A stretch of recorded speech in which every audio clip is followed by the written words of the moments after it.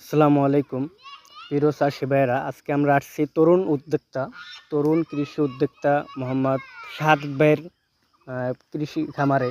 তার মরিচের খামার, এই যে দেখতে পাচ্ছেন আপনারা।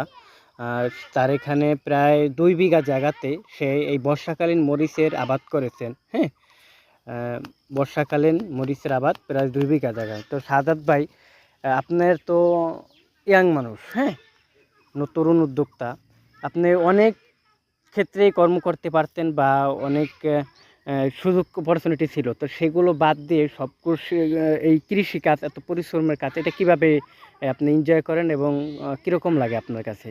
জি, আসলে সারাদিন কাজ করার পরে রাতে ঘুমানোর পরে সকালবেলা যখন আমি আমার ক্ষেতে আসি, কুয়াশা ভেজানো যে গাছ থাকে, আসলে আমার মনটা অনেক ভালো লাগে। ভালো লাগে, হ্যাঁ।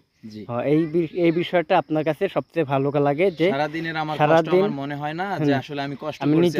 নিজের পরিশ্রম করি, নিজের ক্ষেতে কাজ করি এবং কারোর কাছে জবাবদিহিতার জায়গাটা নাই।